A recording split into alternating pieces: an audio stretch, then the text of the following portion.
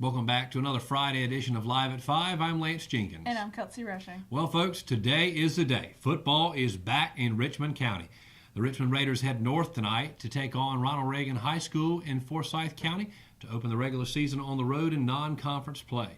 Kickoff is slated for 7:30 p.m. Hopefully the Raiders will open the season with some Raider magic on the road before heading back for their home opener next Friday. Good luck and go Raiders. Now for tonight's top story. With a once-in-a-lifetime solar eclipse occurring this Monday, Richmond County Schools has announced a change in the district's early college schedule. Per the Office of Superintendent Dr. Cindy Goodman, early college students will be dismissed from class and sent home at 12 noon, with Richmond County being expected to experience the solar eclipse around 2:30 Monday afternoon. There are possible dangers pertaining to the event. In a release statement, RCS noted that, quote, student safety is always our first priority. Please be advised a projection technique or a special solar filter must be used to safely view the total solar eclipse. The Leaf Library will hold its total eclipse event this Monday, August 21st, beginning at 10 a.m. Solar glass will be dispersed at that time, but do keep in mind that there are only 1,000 glasses being dispersed, and more will not be made available. If you want to ensure you get your solar glasses to view the eclipse, arrive at 10 a.m. as they will likely go quickly. In response to the attacks in Barcelona, Spain yesterday, Congressman Robert Pittenger, who represents Richmond County in the U.S. House of Representatives, said, quote, the Barcelona attack is another tragic, grisly reminder that radical Islamic jihadists don't want world peace, sensitivity training, or understanding. They want us dead, along with eradicating our freedoms and way of life. My prayers are with the people of Barcelona. Congressman Pittenger is currently on a national security trip with House leadership, working to increase international collaboration in the fight against Islamic Jihad and enhance efforts to intercept terrorism financing. There is still time to sign up for fall classes at Richmond Community College. Despite the fact that fall classes begin this past Wednesday, you can still enroll and even get financial aid. To register today, call 910-410-1730. And for more information about what is offered by Richmond Community College in both their academic curriculum and workforce and economic development offerings, visit richmondcc.edu. As you are driving from Anson County, some may wonder what is going on the bank of this pond on Highway 74 as you enter Richmond County. Randy Jacobs of Richmond County is the artist that developed the Big Bopper. Randy said that it may not be as large as the Peach in Gaffney, South Carolina, but at least he did not have to climb too high to display the bopper. I'll tell you, that's actually pretty neat. Oh, yeah, definitely. Yeah, I mean, I used to fish all the time. Fish some, I don't really get a chance to do it as much, but it's really neat. I never used one that big, that's for sure. God, no. The biggest thing I've ever caught was like a 10-inch flounder, and I couldn't keep it. Okay, yeah, why didn't you keep it? It was scary. Scary as a flounder. The teeth. Well, it had those long needle teeth. Yeah. I don't know. You may have had a shark and thought it was a flounder. Who knows? If I got a shark, I wouldn't have it. Oh, I'm afraid of sharks. That's just another story for another day. Folks, when we come back, Associate Pastor Adrian Robson of the new Summit Church will be with us in studio. We covered him earlier this week on richmondobserver.com. He's being ordained this weekend, and he'll be in the studio to talk about the new Summit Church on 74 when we come back. Stay with us.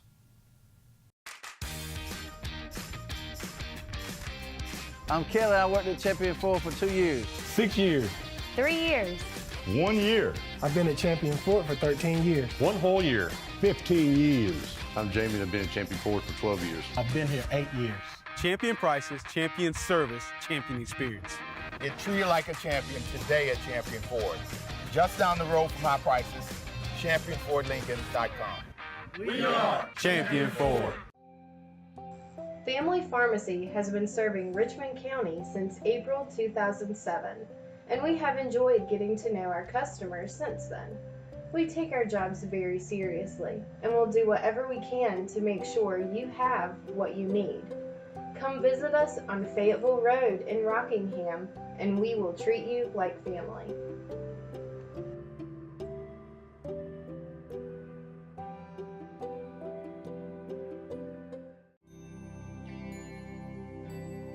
Hospice, you guys just outdo yourselves every day, and I really appreciate it. I honest to God don't know what I would do if it weren't for you. The things that you do, I'm in approval of, and thank you. I don't know what else to say other than thank you.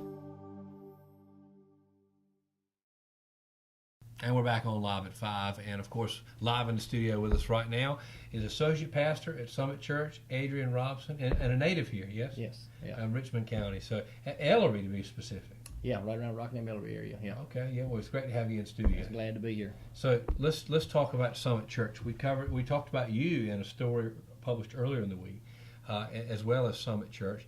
Tell us about how you got involved with Summit Church.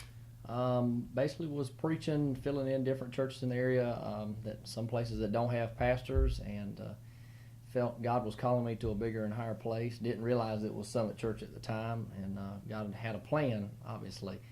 And I knew Alex Paracus for a long time, who was our lead pastor there, and I knew he was looking for some musicians, and I played keyboard by ear, and he said, I need a keyboardist. I said, well, I'll be more than glad to try and check it out and see if I can do it. And God said, you're going to serve in a little bigger capacity than just playing keyboard now. And he said, this is where I want you to be. This is where you're going to preach. And you were called to Summit Church. Yeah. So let's talk about your spiritual journey.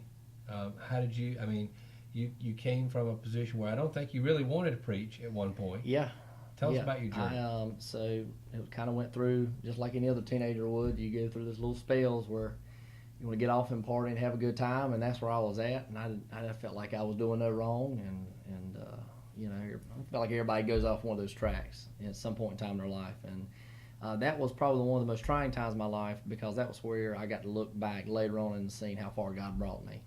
Won't go into details as far as everything that happened, but it was at those moments I had left. I just getting ready to graduate, and I finally had to buckle down, and it's kind of when I had to shake myself and say, all right, let's get down to the grind.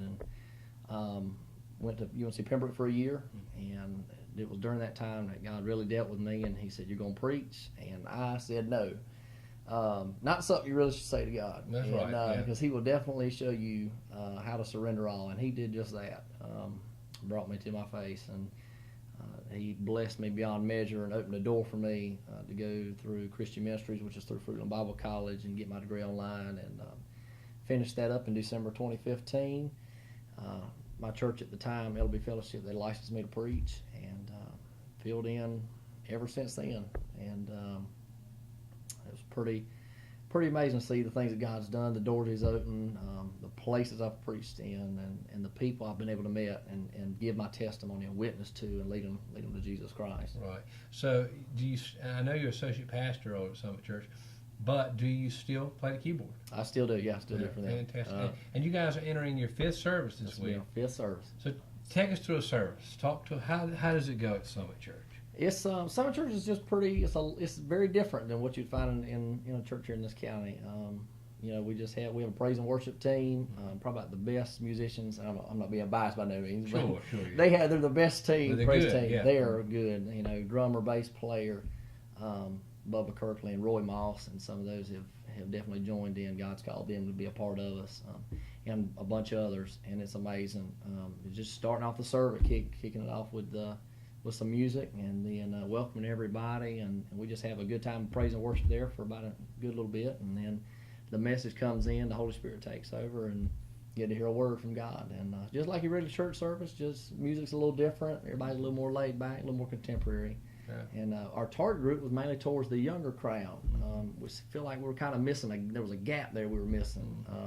You don't find a lot of young people who want to go to Sunday school anymore. Yeah, that's so true. we try to do anything to get them, and let's get them into church, and let's get the word to them. So the music's a little different, but it's a little bit louder, but the same words going out. Well, there's nothing wrong with that.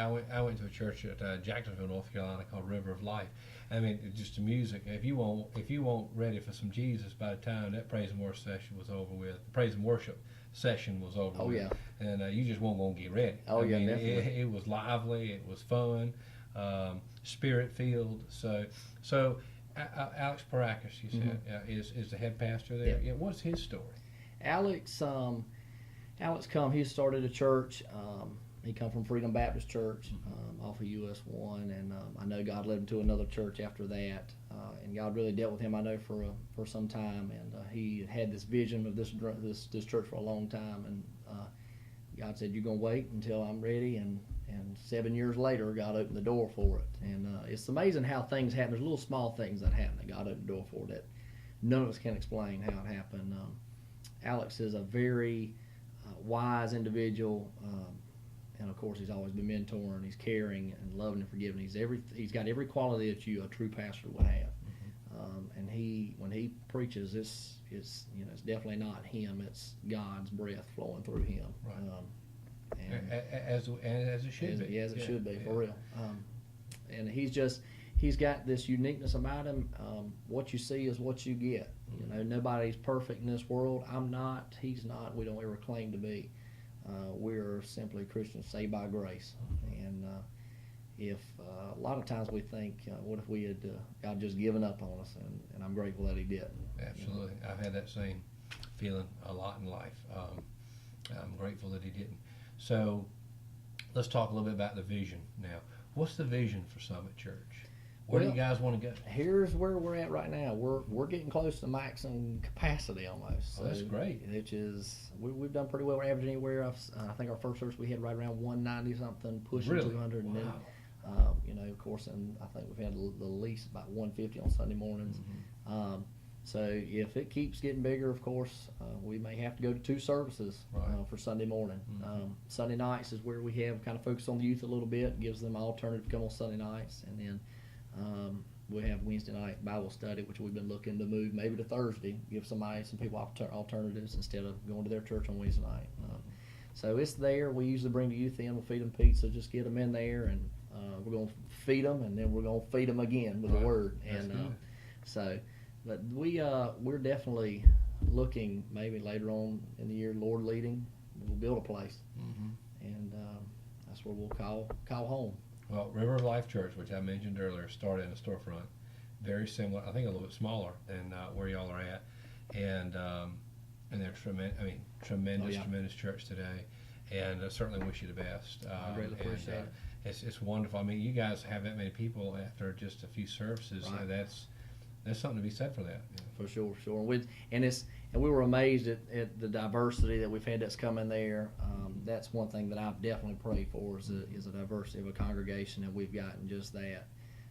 God certainly has blessed us with young people, old people, all kinds, and they love it, and they're getting it. So we're thankful. I said on the show earlier this week that heaven is not going to be a one-race place. You got that right. It's going to be a diverse place full of people. It doesn't matter who they are. Exactly. If they believe, they'll be there. That's exactly right. And of course, Summit Church Associate Pastor Adrian Robson, who's being ordained tomorrow. Before we go, how does that feel? I'm a little nervous a little bit, but I'm going to put all my anxieties, worries on God. He's got it all taken care of. That's exactly right. To God be the glory of what He's going to do through me, through Summit Church, and hopefully we want to see this whole county flipped upside down in revival. That would be fantastic. Associate Pastor Adrian Robson of Summit Church. And what time does Summit Church hold the services? We're going to start service Sunday mornings will be at 11, Sunday night will be at 6, and then Wednesday nights, as of right now, and Thursdays later on, will be at 7 o'clock. Fantastic, folks. If you're looking for a church home, I know Summit Church would love to have you. 11 a.m. this Sunday. If you're looking for a church home, it'll be a great Sunday to start. And, of course, you'll get to see Adrian Robson on the keyboard. Yep, just a little bit. Fantastic. I envy that, I have to say, because I've always wanted to play the keyboard or the piano. And it's just something I hadn't quite got to yet. But maybe we'll get there one day, folks. Adrian, it's such a pleasure to have you on set, folks. And if you want to read the whole story on Adrian Robson and Summit Church, you can read it on richmondobserver.com. Stay with us. We'll be right back with more news.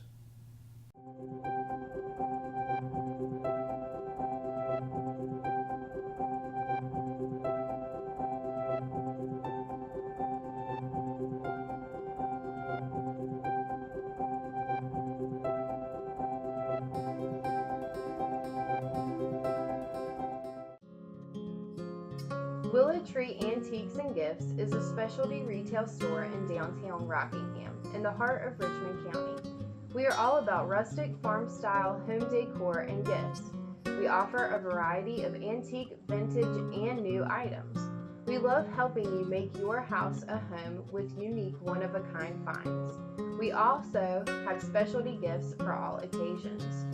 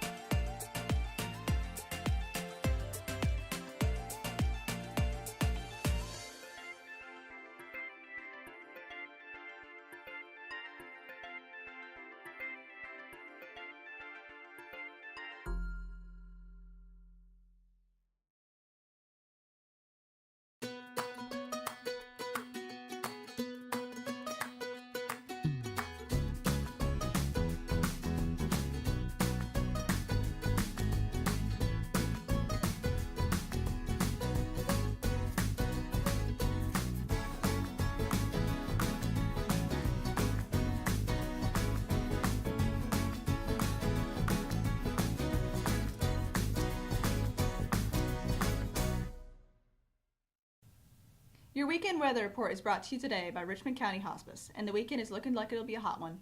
Today's high was 97 degrees, which will make for humid night of football at Ronald Reagan High School, and temperatures will be similar this weekend.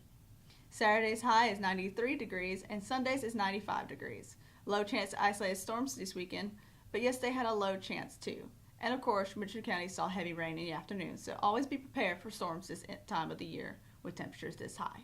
Now for tonight's top sports story.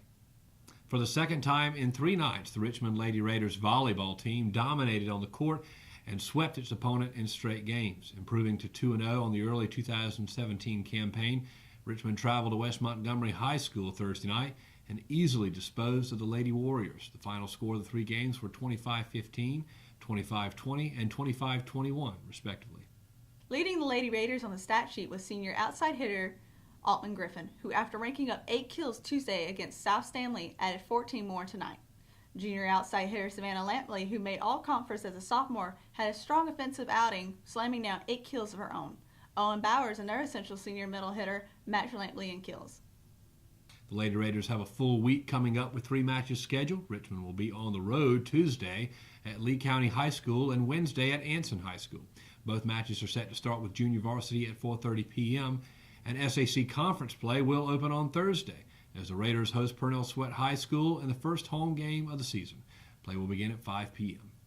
Well, folks, that's a wrap for tonight and another week of Live at 5.